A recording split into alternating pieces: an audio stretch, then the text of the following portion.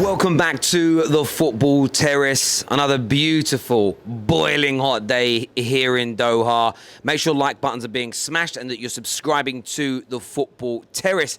Lots to talk about today. I'm joined by KJ as ever. Good morning, my friend, in his Jamaica top. Not Brazil, it's Jamaica in case anybody can't zoom in. Colours are similar, but it's Jamaica. They were beautiful away kit of the Reggae Boys. It is. Very, very. I hope to see them at a World Cup again soon. They'll bring some vibes. Soon come. Proper vibes. Now, we're going to be talking a lot on the show today. Best young player at the World Cup. We want to know what your thoughts and feelings are on that. We're going to be talking about the complaint made by Morocco to FIFA, and there are calls to replay the semi-final with France. We want to get your take on what's being claimed in that. Staying with Morocco, Chelsea linked with Amrabat. We want your thoughts and what your feelings. That was going to happen. The team was going to get linked with him. And Manchester United, two big stories today. One, leading the race for Gakpo. Two, TeamViewer are ending their shirt sponsorship early. So lots to go through. Timestamps are already available. So if there's a particular subject you want, you can click on that now and go to it.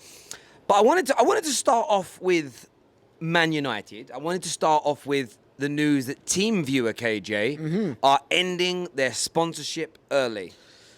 Well, we had rumours of it happening before, a couple of months ago. Some murmurs around they're not happy with the deal.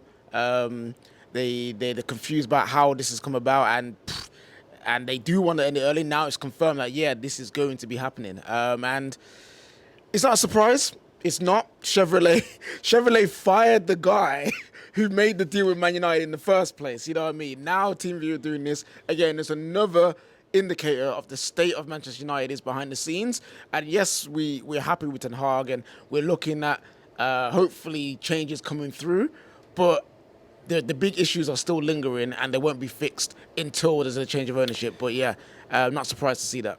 Yeah, of course, TeamViewer, there's been a couple of elements of this. TeamViewer, like a lot of digital companies such as them, they had a big boost in valuation and revenue during lockdown globally. The world has gone more back to normal. Still more people working from home and working remotely than ever before, but more and more people returning to offices.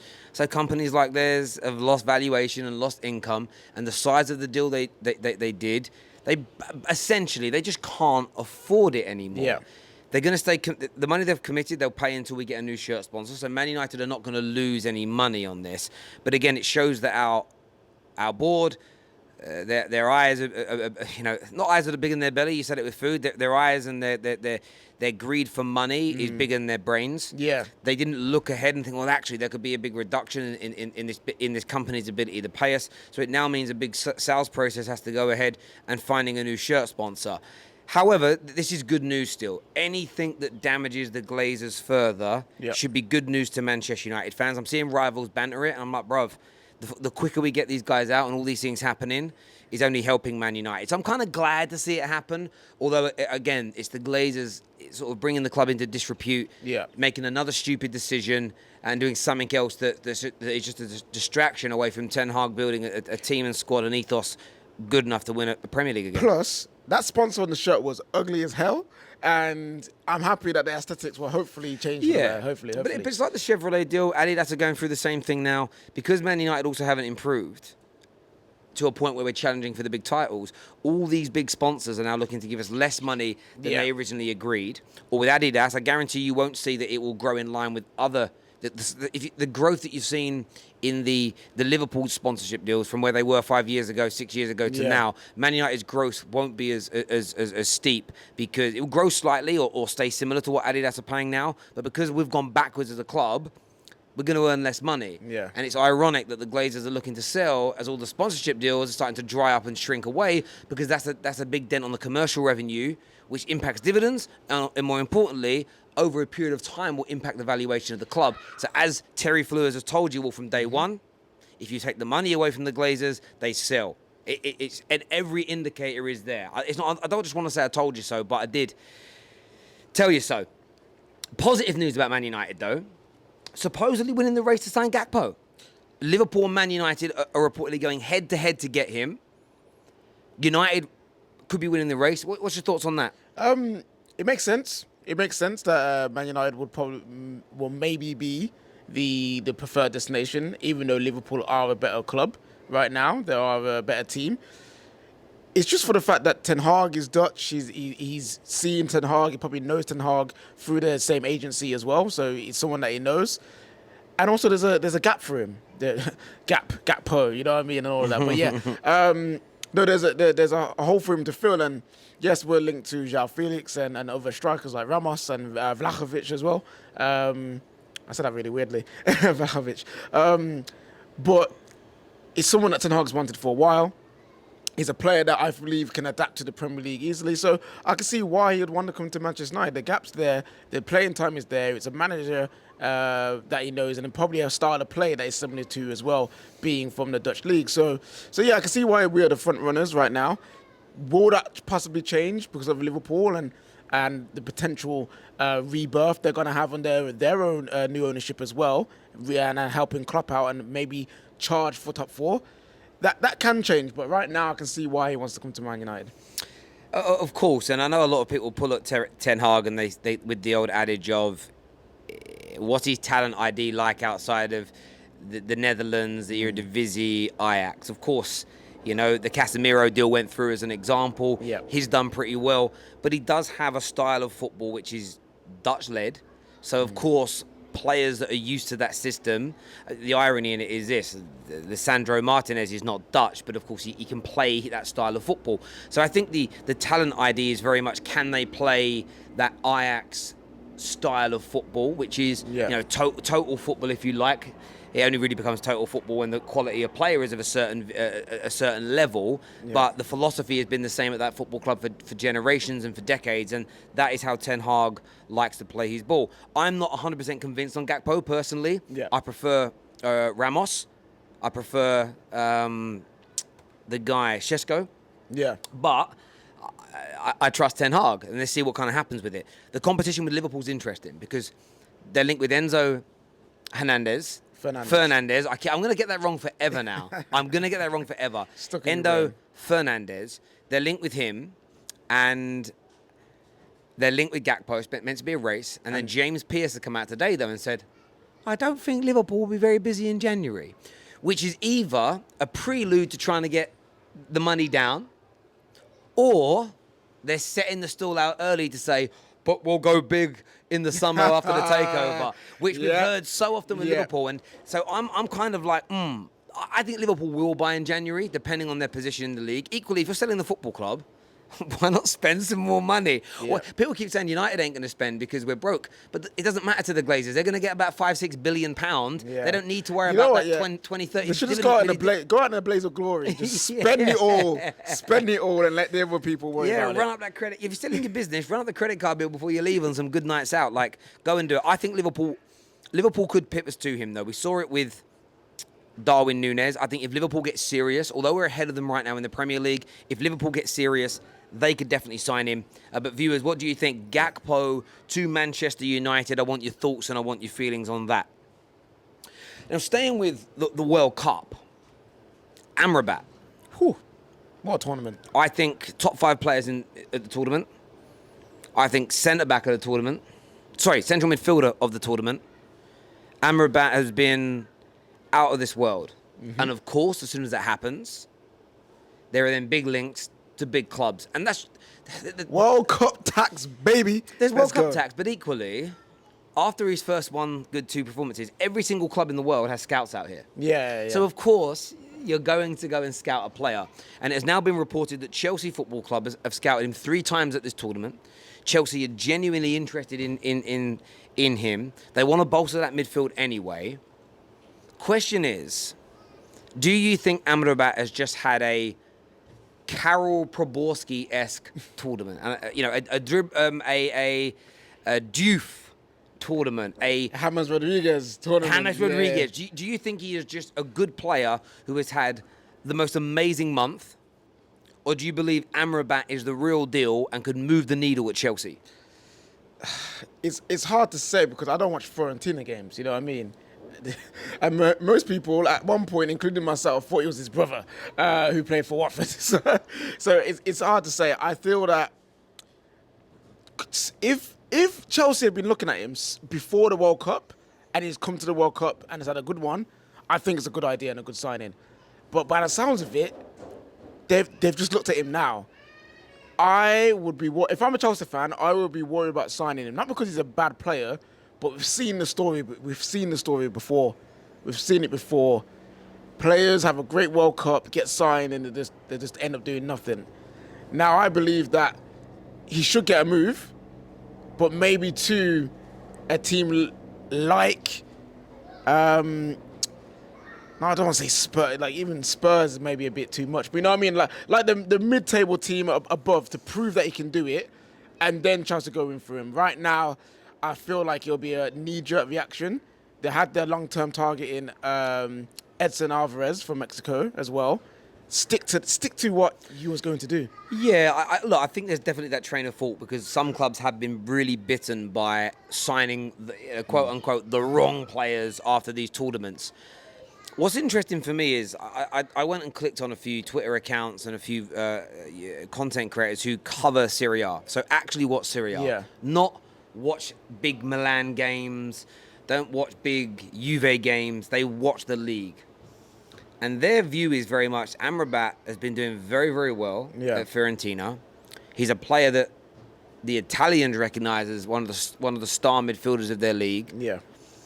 And a number of clubs had been looking at him for a while, but because no one knew who he was from a British point of view, our press and even the foreign press that print things for our benefit just didn't bother talking about these stories. It was almost a case of he's being looked at, but no one no one knew really. Say no one knew who he was. You'll be able to probably find clips of people that were speaking about him. But what I mean is, in the build up to this tournament, even when people spoke on the Terrace or I saw people on the TLs talk about Morocco, I didn't see anybody talking about Amrabat. Yeah. Again, you might be able to find me an obscure tweet or two, but it wasn't a name that was on the tip of everybody's tongue. Whenever you've been talking about midfielders that could come in and improve your club, no one spoke about him. But when you speak to the Italians or people who watch Serie A, they're like, no, this guy's really, really good. So there was almost this element here of, this used to happen a lot back in the day before social media. You could sign unknown quantities. Yeah. Or like, I don't know much about this guy. I'm quite excited about seeing him play. The most famous two at Man United that I remember were Ole Gunnar Solskjaer and Javier Hernandez. Yeah. They kind of came out of relative obscurity. Mm-hmm. If Amrabat hadn't have had this World Cup but Chelsea signed him and then came in and was this good, he'd be looked at as a fairly obscure player by modern day standards. It's a lot harder to be obscure with the internet, social media. But I think he could be a very good signing for Chelsea. They just need to make sure 100%. I think maybe don't go in January. I think maybe scout in between now and the rest of the season. Yeah. Does he maintain those levels in Serie A? And then potentially look at him. But if he goes back to Serie A and Chelsea think, you know what, he's actually dipped. It was it was an exceedingly good purple patch. Don't invest the money. The Alvarez links for me earlier in the summer, and even going after the summer, they were like, oh yeah, they're coming back from January. They're wanting him. For me to divert from that just because of a World Cup would be crazy to me. So yeah, do as you say. Scout him until the rest of the summer. Maybe put Alvarez on hold if you feel like you can make it to the end of the season, and then choose out the two. Or if you're feeling it, if Todd B is feeling a bit like that guy, buy Alvarez in the January and then get Amrabat in the summer. Absolutely. Yeah. Staying with Morocco, there had been a report from the Royal Moroccan Football Federation. They have complained about the refereeing in the semi-final. They have complained about. I mean, I was about to say you were there. You weren't. It was me and Jess that watched it in the media centre. You were obviously at the ground. Yeah. There was the booking that was given to Boufal that we spoke about the day after. I think it was yesterday or the day before. I'm so confused what day of the week it is. I don't remember when we did the show. But we spoke about this, and I thought Boufal was fouled by Theo Hernandez. They have focused on that, and they're like, it was our player that was hit into. We got booked for it. They've moaned about a lot of the 50-50 challenges going the way of France. Yeah. Very little going their way. There have been calls. Be very careful with the headlines from Sports Bible. Yeah. The Moroccan Federation haven't called for the game to be replayed. Fans are demanding it be replayed. So we know that isn't going to happen. But do you think there's a point to this? Because there's been a lot of people that I've seen complain about both Argentina and France getting multiple favourable decisions in games go their way. The conspiracy theory is that they are trying to get, Qatari-owned PSG's main star players in Messi and Mbappe into a final together. Do you think there is any stock in that rumour? Yeah, one sec. I'm taking my hat off. My tinfoil hat is coming back on now. Of course they are, Terry. Have you not seen what they're about now? I'm joking. No, I don't think there's a conspiracy. As much as I would love there to be one, there's not going to twist it. That'd be fantastic. Just for the bands. But I feel like there's an issue with officiating in general. And it's not to try and go in on referees, because they have probably one of the hardest jobs in football, like the one job that no one wants to do. It's just more the fact that maybe it's the pressure, maybe it's the scrutiny, maybe it's something that gets to these refs. And no matter what league it is, because we complain about it in the Premier League, we've complained about it in the World Cup, where it's supposed to be the best of the best come and officiate. And I'm pretty sure everywhere around the world complain about their refs. Right now, refereeing standard is very low. And I think that's the major issue here, because there's so many mistakes at this World Cup that you've got to question, how are these people getting picked to do this job if they're supposed to be the best? Like, they have to reevaluate how they officiate games, how they select the people to come to these big tournaments and ref these games, because we can't have this level of refereeing at the highest standard. Well, the referee, I believe this is true, who ended the game 5-6 minutes early at AFCON is here. And you think to yourself, that kind of mistake? Doesn't matter how good you've been before, that level of mistake. That's like a doctor guy. He saved a lot of lives. Yeah, but he has killed 2 patients as well. That's like that level of mistake, you get struck off. Like, it's kind of weird. We've seen some of the English refs that are awful come to these major tournaments in the past. In fact, we've seen some tournaments where English refs don't even get picked. And we're like, well, that's right, because they've been awful. So, I mean, you can't take no refs, so there has to be a level that come in. Fan refs. Votes. I'm with you. I don't think there's a conspiracy. I think Morocco are right to complain. I just think what's happened is the bigger nations with the most famous players have been given preferential treatment, but this happens in many people's eyes in the Premier League, in La Liga, in the Bundesliga, the stars. Well, I've always said this about Messi. If you're going to go in on Messi with any kind of force, it has to be the cleanest tackle you've ever made, because if Messi gets bumped, referees give fouls against him. Because Messi, although, we see him kick off the other day, which was quite nice to see. Messi isn't one of those guys that whinges and rolls around. You've got like Ronaldo and Bruno Fernandes that stand out examples. When they get touched, they're screaming and moaning, and people get to a point where they're like, oh, stop, go away now, I'm bored of it. Messi just takes it on the chin and rolls on. Jack Grealish is a little bit like that. He just goes, oh, fouled again, but okay, I'm not going to moan. So I think certain players certain players don't get fouls against them that should be fouls because they're moaning, and other individuals get fouls that are maybe not, because the perception is that they're clean. But the only reason why they're down is because they've been fouled. So I just think it's an element of that. Plus, when you see a team with Messi in it, when you see the defending champions with Kylian Mbappe and co, there is a certain aura about them that, whether referees want to admit this or not, it will be a subconscious thing. It will taint their mind slightly. So I don't think there's necessarily a conspiracy. I just think there's been some bad officiating. I don't think there's a conspiracy. I do want there to be. It may be funny. Netflix series on it. There's already been a few about this World Cup. But viewers, look, let us know what you think. Are the Moroccans right? What do you think of the officiating at this World Cup? Let us know below. By the way, a big shout out to our title sponsors, Hitch, today. Make sure you get their app downloaded now. Tomorrow we'll be previewing, of course, the building up to the final over the next few days using their Predictor app. Get it downloaded now and get that done. Question for you. Okay. Who has been your young player of the World Cup? When we set young, how young and below are we going there? Because I've seen people say Saka, and Saka's 23. Is it 23? Saka's 23? I swear. Someone told me, I read it. Now, I could be wrong. But I'm going to go by what someone tweeted. You know what it is? I don't play FIFA as much as I used to, so maybe I'm just out of the... No, he's 21. I'm a liar. I was about to say, 23. I swear somebody said... I swear Igal said it. Igal said Saka. Unless he said under 23 player, not... No, look, I'll show you here, look. He said Saka, and he said, all right, mate, 23 is not young anymore.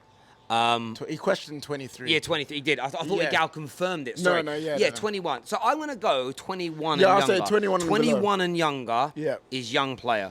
Yeah. There's been, there's been some beautiful performances by some of these young players this tournament. I think for England, you've got Saka and Jude Bellingham, who you can have a shout as best young player. The Spanish will always scream Pedri and Gavi. Like I'm not too sure how old Pedri is, but especially Gavi. But I think one player in particular has been one of the standout centre backs all tournament, and that is Croatia's Guardiola. I think he has been absolutely outstanding. And now people will go, oh, look what Messi did to him. They cooked him. Messi's arguably, probably the greatest player of all time, cooking a 20-year-old defender. 21, yeah. You know what I mean? Yeah. Like, he can't get any banter for that. You know what I mean? He has been outstanding, strong, quick, a defensive awareness on point. I think he's been one of the best centre-backs at the World Cup. And I personally feel like, because he's not the fancy name, because he's not the midfielder, he's not an attacker, he won't get the plaudits, but he should win best young player. He's a great shout. One thing I'm gutted about saying 21 and under is Anahi is 22. So I'm going to change the rules and say 22 and under. I'm going to say 22 and under. But Anahi is a massive shout. He is a massive shout. Jude Bellingham, sensational. Bukayo Saka, out of this world. Guardiola, you mentioned, he's been great. Pedri and Gavi, they played well.